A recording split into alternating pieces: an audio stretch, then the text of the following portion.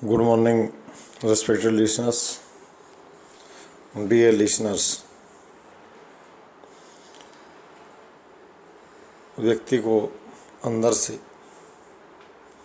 एक आदत विकसित करनी चाहिए और सरकार हो जो सामान्य व्यक्ति हो कि अच्छाई जहाँ से भी दिखाई दे उसे देखे और सीख ले। अच्छाई से मुंह मोड़ने वाला कोई भी व्यक्ति या सरकार ठीक नहीं है। ये उसकी प्राथमिक पहचान है। शिक्षा पर बार बार बातें की जा रही हैं। एशियन, अफ्रीकन, लैटिन अमेरिकन देशों को इस बात के लिए घसीटा जाता है कि वहाँ शिक्षा की दर, वैसे साक्षरता बोला जाता है, साक्षरता और शिक्षा आजकल बड़ा अलग अर्थ है। लिटरेसी रेट डिफाइंड की गई है। आपने देखा होगा कि जनसंख्या के आंकड़ों में साक्षरता, जो व्यक्ति पढ़ लिख लेता है साक्षर माना जाता है। शिक्षितों की दर तो अभी तक बताई भी नहीं गई है।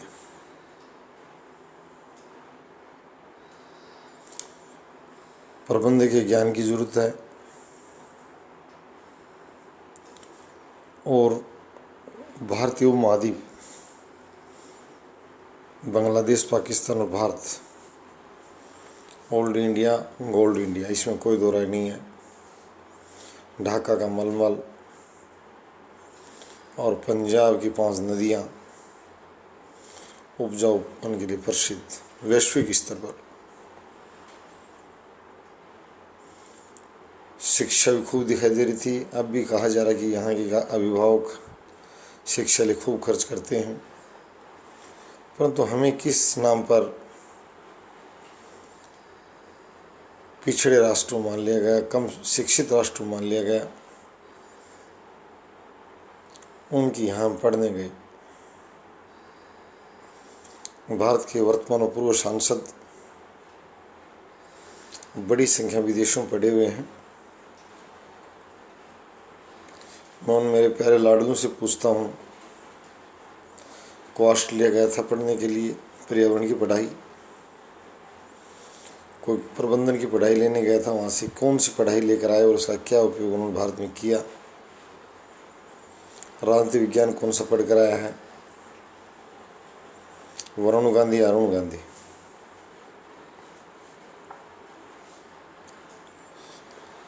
जनता को सच्चाई का साथ देना चाहिए। अगर जीना सीखना है, खुश रहकर जीना है तो हमारे यहाँ संगीत प्रेमियों की तरह समझदार और सक्षम लोग इन चीज़ों को अनसुना करते हैं। वो ठीक नहीं है। जब तक वो लोग इधर नहीं बढ़ेंगे तब तक व्यवस्था सुधरेगी नहीं। उनको भाग लेना पड़ेगा। उन्होंने जानबूझकर इस चीज़ से मुंह मोड़ रखा, बुराइयों से, सुधार से। उनके पास अच्छी सी आमदनी है और वो लेजर लाइफ जीते हैं, आरामदायक जीवन जीते व्यतीत करते हैं। और कई बार कहते भी हैं कि हमारी इन बातों से कौन क्या करा, कोई मतलब फ़र्क नहीं पड़ता। एक बड़ा जमींदार और बड़ा शाहूकार उस सच्चाई से दूर चला गया और गरीब दो जन की रोटी मुश्किल से कमाता है, वो ये कहते हुए सुनने को तैयार नहीं है कि मुझे रात के चून की व्यवस्था करने दो। इस प्रबंध के ज्ञान से मेरा क्या भला होगा। नाई की दुकान चलाने वाला दाढ़ी करवाने वालों को गिनता है, न कि देश की प्रचलित कानून व्यवस्था के बारे में सुनना पसंद करता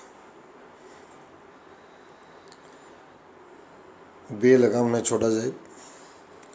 सरकार और समाज को अलग अलग समय लोग उठे हैं, खड़े हुए हैं और उन्होंने कुछ सुधार किया है, समय निकाला है, अपने जीवन के महत्वपूर्ण समय यहाँ व्यतीत किया है। आज मैं शिक्षा प्रणाली की तरफ एक छोटी सी बात साझा करूँगा। भारत के शिक्षा मंत्रियों, शिक्षाविदों और दूसरे जो प्रमुख रूप से राजनेता भी शामिल हो। कहते राजनेताओं को शिक्षा पर चर्चा करने का वक्त नहीं है। वोट की खेती के लिए ज़्यादा तैयार रहते हैं। शिक्षा पर कोई तो बात करे आगे आकर। स्विट्जरलैंड के बारे में एक बार एक IAS अधिकारी बताया था कि मैं वहाँ गया था, अच्छी शिक्षा के बारे में उनकी रुचि भी थी, लगाव था शिक्षा के प्रति।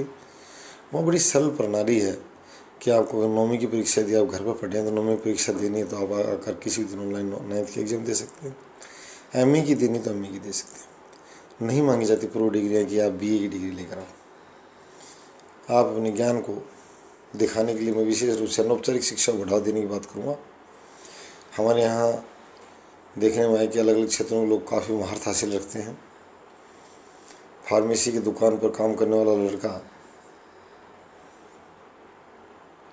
एक बड़ी डिग्री धारक से ज़्यादा ज्ञान हासिल कर लेता है और रुचि पैदा होती है कि मैं भी फार्मा की परीक्षा दूं, तो उसे +2 साइंस अनिवार्य नहीं किया जाए।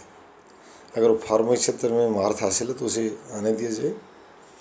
लॉ की वहाँ डिग्री लेने वाले को लॉ की डिग्री लेने दी जाए और इंजीनियरिंग की उपाधि लेने इंजीनियरिंग की उपाधि दी जाए। यानी स्विस जैसी व्यवस्था है। हमारे यहाँ बार बार कोई सक्षम और समझदार कोई नागरिक अगर खड़ा होता है तो स्विट्जरलैंड का उदाहरण देता है कि वहाँ मानव जीवन शैली अच्छी है, वहाँ के प्रबंधन ने लोगों का जीवन सुगम बनाया है। तो शिक्षा प्रणाली इस तरह की सुधार की जाए, ढेरों बातें न ला दी जाएं, खुलापन। उद्योग और अर्थव्यवस्था में दोधारीकरण की बात की, ग्लोबलाइजेशन, परंतु शिक्षा के ढांचे उस कोड में प्रयास किया गया इन सभी देशों में। और इसीलिए यहाँ के जो धनी समाज है विदेशों में जाता है कि वहाँ कम शर्तें थोपी जाती हैं। भारत के MD यानी रोहतक के सिद्धांत विश्वविद्यालय रोहतक के एक प्रोफेसर ने बताया था कि मैं विदेश गया था, वहाँ सरल तरीकों अपनाया गया है, इसलिए हमारा धनी वर्ग वहाँ जाता है। इनको वहाँ पढ़ने में जायका मिलता है, जायका यहाँ भी पैदा किया जाए, तनाव पैदा नहीं किया जाए। एक बच्चा किसी कारण से विद्यालय में नहीं पहुँच पाया, घरेलू परिस्थितियों के चलते, तो उसे परीक्षा वंचित करने का आधार न बनाया गया। थोपने और कुचलने की तंत्र पैदा न कर शासन अभिभावक बने नागरिक और विद्यार्थियों का, जो मैं कहना चाहता हूँ, अभिभावक बनने को तैयार हो। बुरी तरह से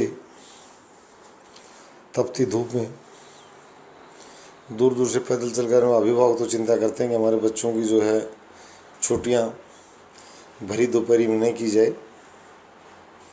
8 से 12 वो 4 घंटे समय काफ़ी मानते हैं, परंतु कई राज्यों की जो सरकारें और शासक चाहते हैं कि इससे कभी शिक्षकों को मजा न आने लग जाए 2 घंटे का, 2-2.5 घंटे का। यानी कि बेकार की बातें थोपना, यानी उन्होंने करोड़ों बच्चों की चिंता न करते हुए बेकार का जहर दिमाग में भर लेना, आवेग भर लेना, वो ठीक नहीं है। तो मैं ये कहूँगा कि मानसिक पवित्रता बनाए रखें।